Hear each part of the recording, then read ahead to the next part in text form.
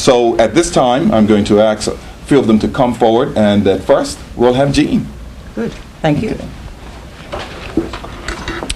As our leader said, Bermuda is crying out for change. Change to better standards of behavior, change to greater accountability, and change to results that work for the people. I'm proud to be part of a team that can bring about the change that the country wants and deserves. People stop me on the street, even persons that I don't know, and they're saying, keep it up, it's time for change. And today, it's time for change.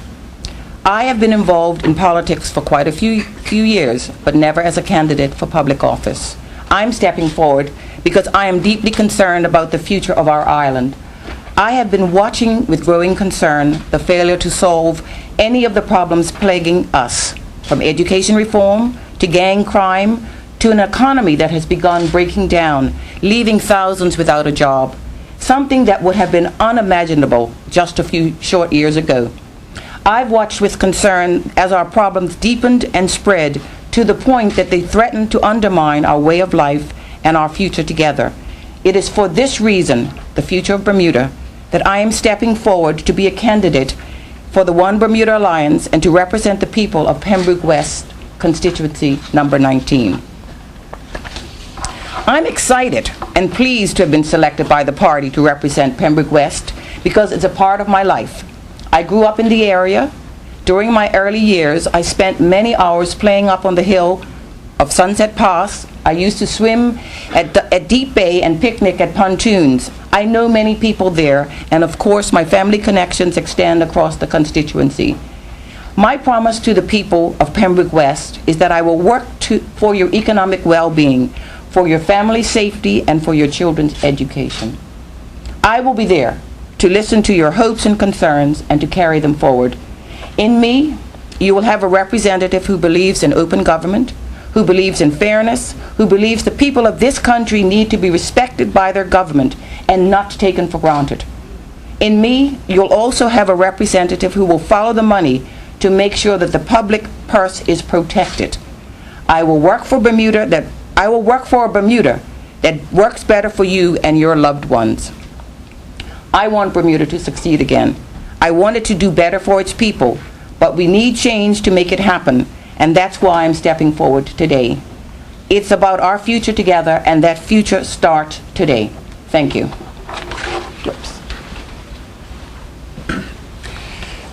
Good afternoon, everybody. I'm a firm believer that the greatest natural resource of any country is its people, and it's long overdue that Bermuda invest in its people. Politics is about serving people. It's not about serving self. I would like to see that the public purse is shared and used amongst people who have academic skills, social skills, and artistic skills. I am representing constituency 26. I live in that community and the surrounding communities, and those who don't know me will get to know me real soon across Bermuda for what I stand for and what I believe in. I'm glad to be a part of the One Bermuda Alliance, and I hope to bring things to the table that bring about change. It is important to understand that change does not mean progress, but progress demands change. Thank you. The OBA's commitment to change is serious, such that some of us have been asked to step out of our comfort zones in order to bring about the change Bermuda needs. My shift to Southampton West Central, constituency number 31, from Pembroke West, constituency number 19, is part of that change. It is imperative that the One Bermuda Alliance wins the seat from the United Bermuda Party. We believe that Charlie Swan will be running there in the next election, and therefore we anticipate a three-way race. To see our way to victory, the party wanted a strong candidate to give us the best chance for victory. I am ready to play my part to make that happen. But I want to be very clear that my decision to shift to constituency number 31 is not all about political strategy. I first considered running in Southampton West Central some months ago, after being approached by some constituents who said that they wanted me to be their OBA candidate. They said that they knew I loved the community and that I could speak for it and would work for it. My family moved to Southampton West Central when I was 3 years old. I lived there most of my life. My parents, sister, and nephew continue to live there today, and I'm often there to visit. Going to constituency number 13 is, in fact, going home for me. It is my neighborhood, my community, my childhood. I have a strong emotional connection to it. To the people of Southampton West Central, I look forward to getting reacquainted and in some cases introducing myself and making sure your views are understood and carried forward. Leaving Pembroke West, which I have represented since 2007, is a sacrifice. I enjoyed and continue to enjoy being its representative and helping people with problems and difficulties. But in moving to constituency 31, I feel I am answering the call of Southampton and the call of my party. I'm going to a constituency where I have a strong personal connection. Jean has a similar history in constituency number 19 as I have in number 31, so it will be a win-win situation for us and the people of both constituencies. Ultimately, these changes are about making sure the people of Bermuda are well served and well protected by their future government. Thank you. Are there any particular questions for any particular candidate or Mr. Cannonier? What you have served before? What different are you bringing to the table? Well, in terms of members of parliament, I'm the only candidate here that was in the 2007 election. And if you can recall, my focus then was about change. First and foremost, change of the government. And we fundamentally believed, myself and my colleagues, in a change in how we do politics. And I think now in 2011, we have the One Bermuda Alliance, which is a new party with a new vision, with a new composition of candidates and personnel, with a new leader who is dynamic and has a vision for where we want to take this country. Most importantly, getting the country back on track. Everyone knows that we are on the edge of disaster in this country. And so change is necessary for us to get back to where we need to be and making sure that we provide the community and the society that we all know we deserve. I am still Sean Crockwell, but my focus has always been about putting Bermuda first. That hasn't changed, but we want the opportunity to be able to implement that as the government. And so in order to do that, we need to see some history come at the next election. When you go to the constituents in your new area, some of whom were UBP supporters, obviously, because Charlie Swan is still there, what will you tell them when they say to you, what is your rationale for coming back to us now as another party altogether? Well, I think the fact that the One Bermuda Alliance is a strong and dynamic party, the fact that that's been reflected in some of the polls that we've seen recently, at least the first poll since our launch, is evidence that the changes that have occurred over the last few years, and there have been many, have been in the best interest of Bermuda. And although there are individuals who support it and may still support the United Bermuda Party, may have some issues with how things evolved, I think at the end of the day, when we look at this dispassionately, they understand that it was for the best of the country. You need to have a strong, viable opposition that can be positioned to be the next government. And we think that the OBA is in that position now, and most people seem to appreciate and support that.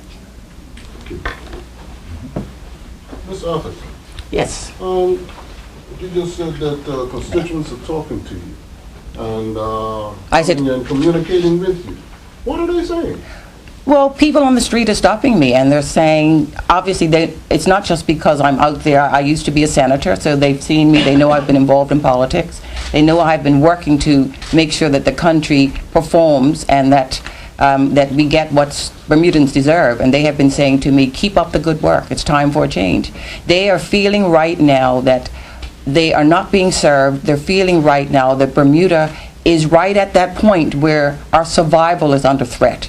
And what they're saying is that get together. You have got the best chance of uniting the opposition and making sure that the government knows that we are an alternative, and we're putting the team together so they can see that we will have the people that can hold those portfolios, that can carry out the type of change that Bermuda needs.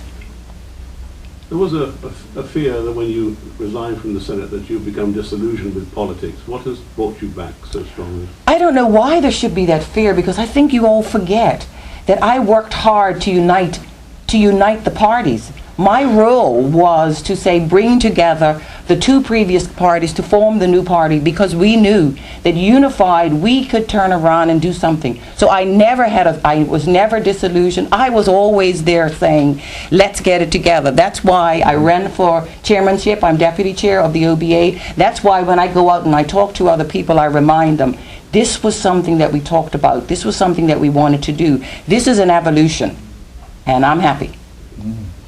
Ross, can I ask a question? Sorry, go ahead.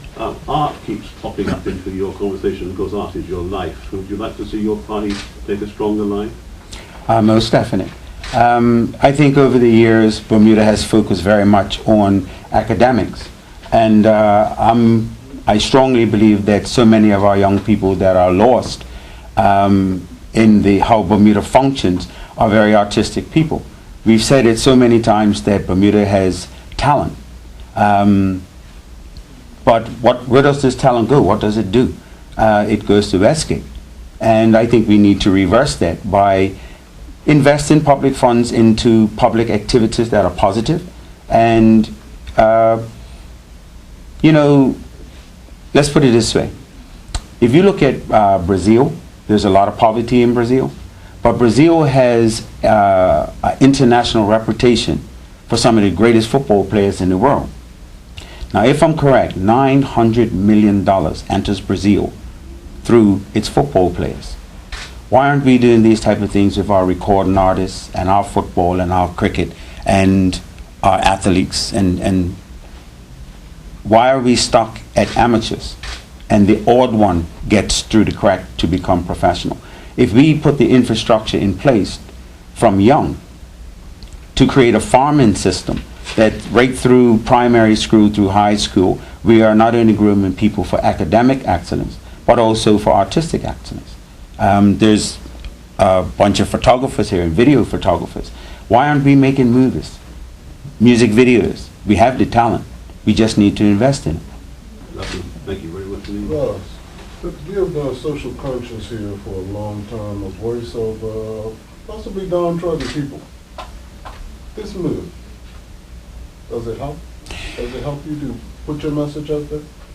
It does, because, you know, I've been a regular caller on talk radio. I've written letters to the editor, and I'm brave enough to put my name to my letters. I record original, I write and record original poetry about social and political issues. Okay, what I've decided to do is get on the other side of politics and see if I can make a difference from the inside.